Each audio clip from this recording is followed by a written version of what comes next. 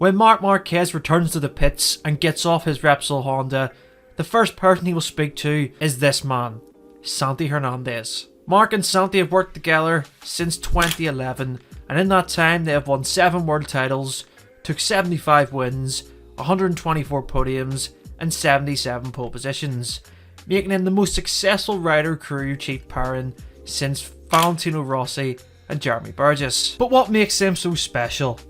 We know of Marc's incredible talent on a motorcycle, but how did Santi get here? Let's take a closer look at his journey in Grand Prix racing so far. Not a lot of people know that Santi has worked with some of the biggest names in the sport. But he didn't work as a crew chief. He worked as a suspension engineer for both HRC and Showa.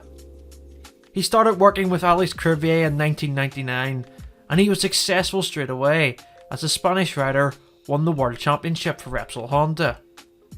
He would then go on to work for a few years with Valentino Rossi in that golden period of 2002 to 2003. He would then expand out towards Max Biaggi, Marco Melandri and Colin Edwards in the 2003, 2004 and 2005 seasons as Showa's head suspension technician. But his journey as a crew chief would begin when Alberto Puig gave him a call and asked him to join the Repsol Honda Junior program with Bradley Smith in 2007 in the 125 class. It was a successful year in all accounts as the young British rider took his best result of 3rd place at the French Grand Prix. This would be a start for Santi in many different roles over the next few years. He would work with Sete Gibernau in MotoGP in the 2009 season as the head mechanic for the Gruppo Francesco Ducati team.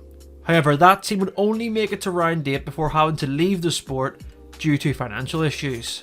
Moving forward in 2010, he worked with French rider Jules Cluzel in the first year of the Moto2 class, and they enjoyed instant success with a podium at the first round in Qatar. Then at the British Grand Prix, Cluzel would go on to take victory.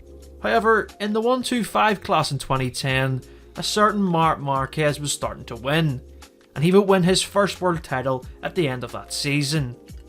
So the move to Moto2 for Marc was on the cards. And Marc's manager at the time, Emilio Alzamora, had to assemble a team for the young Spaniard. And he knew just the person to be Marc's crew chief. If you look back at the 2011 season, a lot of the team that you see in this photo are the team that are still with Marquez today. It was a season that started off quite tough for the team. Marquez was a rookie, he was getting used to the Moto2 bike, and inevitably there were some crashes. But he started winning, and he almost took the title that season. But his title charge would come to an abrupt end after a crash in Malaysia in practice caused him to miss the final 2 races of the season due to diplopia. Marquez got over those diplopia issues in 2012, and he and his team put together one of the best Moto2 seasons we've ever seen. We know how this story goes. Marc moves to MotoGP and everything works. But how did it work? You look at the team that he has around him, they are all familiar to him. They have worked alongside him for so many years, and I think that is why the team is so successful, and especially Santi. Like we have mentioned, he has worked with Alex Crivillé, Valentino Rossi, Marco Melandri, Max Biaggi, Sete Gibernau. He has a great resume in terms of knowing what these riders and different characters are like.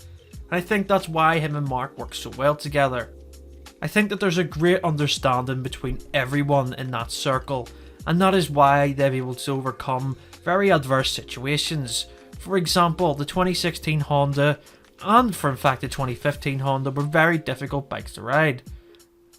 They were able to get around that. 2017 was the exact same. The bike was not great at the start of the year, but they didn't give up. They worked hard at fixing the issues to make the bike rideable and for Marc to manage. 2018-2019 were more successful, but then we had the difficulties of 2020 and Marc suffering the injury at Jerez. This has left Honda for the past 3 years trying to figure out how to get around the issues of Marc's injury and his recoveries from various surgeries. But we haven't seen the Repsol Honda team on Marc's side drop. You see Santi Hernandez working with Stefan Bradl in the exact same way he had worked with Marc. He is the ultimate professional, And I think it goes to show that his experiences of working with so many different people have helped him. He's able to manage different characters, and working with Marc Marquez certainly has tested his abilities. I think the key with his relationship with Marquez is that the fact they're so transparent with each other. They don't leave anything unturned. Everything has to be checked. And if you've seen any of the documentaries with Marquez that have been produced by Red Bull TV and Dorna over the past few years, they are great insights into how that team works. They go through the same procedure every week, no matter what. If they're fighting for a title, or if they're just looking to get a podium, or just to even get the best out of the bike, they make sure everything has been checked. And when everything has been checked, you know you can go into the race weekend with full confidence.